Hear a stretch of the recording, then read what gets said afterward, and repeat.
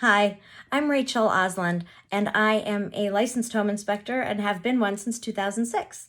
I am also the general manager of LodeStar Inspection Services, where we provide radon, mold, water sampling, all the environmental testing that you might need also when you're buying a house. So being a female home inspector in the male-dominated industry of home inspections was a little intimidating at first, but I really got a lot of training as a kid growing up as an Army brat. We moved around all the time, and so all the time, every time we moved, we found a new place to live, and so I got an understanding of what to look for in a house. So when I actually took the home inspector training, I came in second in my class.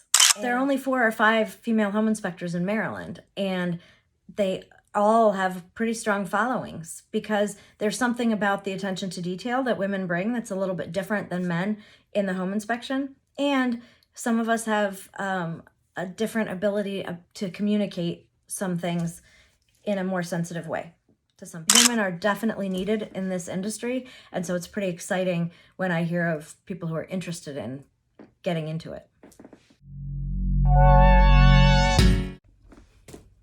So one of the great things about my job is I get to stay physically active and use my brain. And it's like I'm solving mysteries all the time.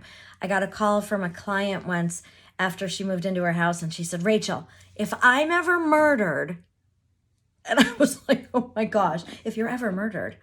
She said, "If I'm ever murdered, I want you to do the investigation."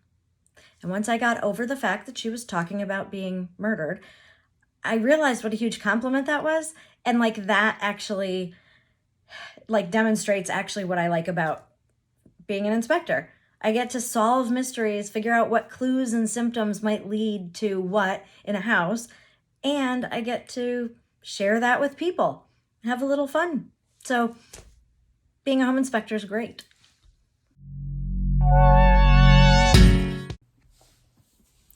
What's really super about working with Charisse is she has been so committed to the education and empowerment aspects of working with people that real estate just happens to be her way of doing it. But she's so committed to getting rid of the barriers between people and their dreams and what they want. And the first time I had a conversation with her, I was so lit up about who I knew myself to be based on what she was saying. It was the coolest, neatest thing. And I would recommend her to anybody.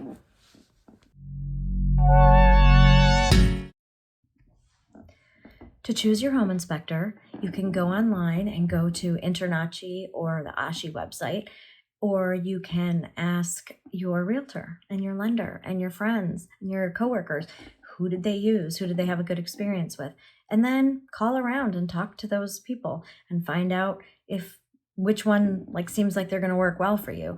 Don't go for the cheapest one that you can find, and don't rely on necessarily the most expensive one being the best one either. You really have to decide when you talk to people on the phone what's going to be best for you.